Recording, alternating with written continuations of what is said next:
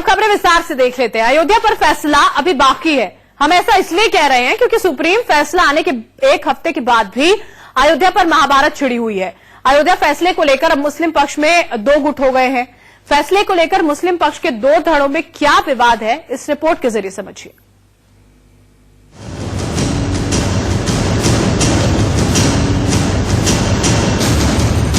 ये review file किया गया और जमीन को नहीं एक्सेप्ट किया। अबू बकर बगदादी में और असदुद्दीन ओवैसी में कोई अब फर्क नहीं रह गया। हमको किसी से खैरात की जरूरत नहीं है 5 एकड़ जमीन की। राम मंदिर पर 9 नवंबर को सुप्रीम कोर्ट ने ऐतिहासिक फैसला सुनाया था। एक हफ्ते बीत गए उस सुप्रीम फैसले को, पर अभी भी उस फैसले पर सियासी महाभारत जारी है। सुप्रीम कोर्ट ने अयोध्या में ही मस्जिद के लिए 5 एकड़ वैकल्पिक जमीन दिए जाने के निर्देश दिए थे, पर अब उसी पर बवाल मच गया है। बवाल मचा है कि मुस्लिम पक्ष को पुनर्विचार अर्जी देनी चाहिए या नहीं। सोमवार को लखनऊ में एक अनौपचारिक बैठक हुई, जिसमें अयोध्या मामले पर आए सुप्रीम कोर्ट के फैसले पर रिव्यू पिटीशन दाखिल करने का फैसला लिया गया। इस बैठक में मुस्लिम पक्ष के कई बड़े चेहरे शामिल हुए और सुप्रीम कोर्ट के फैसले पर रिव्यू पिटीशन दाखिल करने पर रजामंदी जताई। इस दौरान पक्षकारों से वकालतनामे पर हस्ताक्षर भी करवाया गया। फैसले में जमीन दे दी गई है दूसरे फरीक को, तो इसलिए तय करना है कि क्या हमें इसको सुप्रीम कोर्ट में रिव्यू दाखिल करना चाहिए या नहीं करना चाहिए। तो एक तो मुद्दा होगा कि सुप्रीम कोर्ट में रिव्यू दाखिल करने के मामले पर गौर किया जाए, और दूसरा मुद्दा ये होगा कि जो जमीन हमारी सुप्रीम कोर्ट ने हमको ऑफर की है मुसलमानों सुन्नी वक्फ बोर्ड को, तो वो जमीन एक्सेप्ट की जाए कि ना की जाए, क्योंकि ये जमीन एक्सेप्ट करने का मतलब होगा कि एक्सचेंज हमने एक्सेप्ट कर लिया जमीन का, और ये शरीयत के भी खिलाफ है और वक्फ के भी खिलाफ है। अयोध्या मामले पर लखनऊ के नदवा में आज all India personal law board औपचारिक बैठक करने जा रहा है, जिसमें पुनर्विचार अर्जी पर फैसला लिया जाएगा। हालांकि बैठक से पहले ही कई मुस्लिम पक्षकार अयोध्या पर पुनर्विचार अर्जी के लिए तैयार हो गए हैं। आज हमने जो इस मुकदमे के पक्षकार हैं, अयोध्या और फैजाबाद में रहते हैं, तो उनसे बुला के बात की थी कि वो लोग उनकी क्या राय है। तो जितने लोग आए थे उन सबकी राय ये थी कि रिव्यू भी फाइल किया जाए और जमीन ना एक्सेप्ट की जाए। और जो 2 लोग नहीं आ पाए थे उनसे टेलीफोन में बात हो गई थी, तो उनकी भी यही राय है कि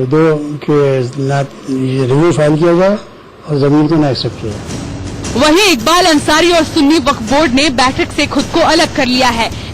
मैं खुद पक्षकार हूं और सुप्रीम कोर्ट ने फैसला जो किया है उसका हम सम्मान करेंगे। जो कोर्ट ने कहा है उतना ही हम करेंगे।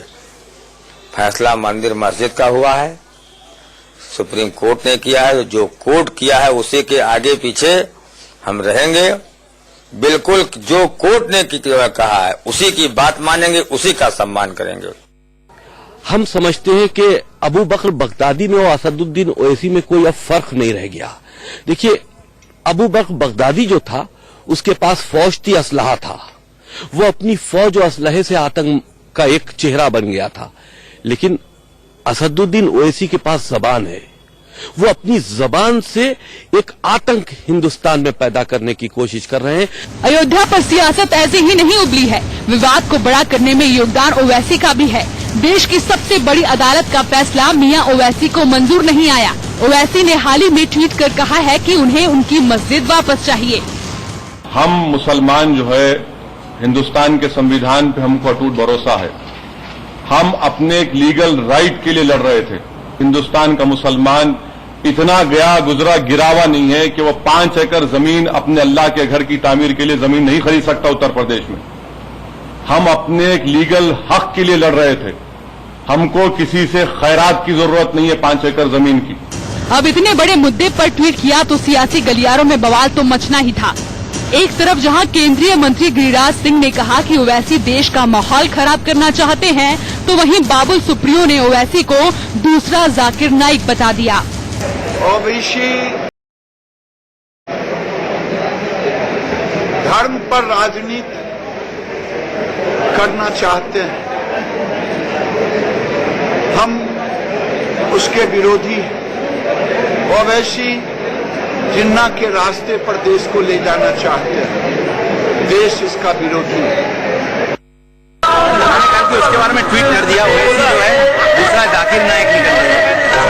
बोलेंगे तो हमारे देश में एक कानून कायदा तो है, ज्यादा कुछ बोलेंगे तो देखा जाएगा।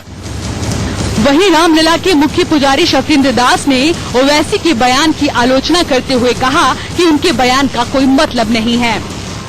देखिए, ऐसी ओवैसी जो है वह हैदराबाद का है और ये जो समस्या है वो उत्तर प्रदेश की है और यहाँ पर ओवैसी का कोई महत्व नहीं है क्योंकि इनके यहाँ 3 संगठन है, बाबरी मस्जिद एक्शन कमेटी, पर्सनल बोर्ड और सुन्नी सेंटर बोर्ड। और सुन्नी सेंटर बोर्ड ही उसमें पक्षकार है, जो पक्षकार है उसने स्वीकार कर लिया है, यहाँ तक कि उसके अध्यक्ष ने लिख करके इस मुकदमे को वापस लेने की भी बात कही थी। फिलहाल अयोध्या विवाद पर आए फैसले पर मुस्लिम पक्ष बट चुका है। एक पक्ष को फैसला मंजूर है पर जमीन पर फैसला लेना बाकी है, तो एक पक्ष को फैसला मंजूर नहीं है और पुनर्विचार अर्जी दाखिल करने जा रहा है।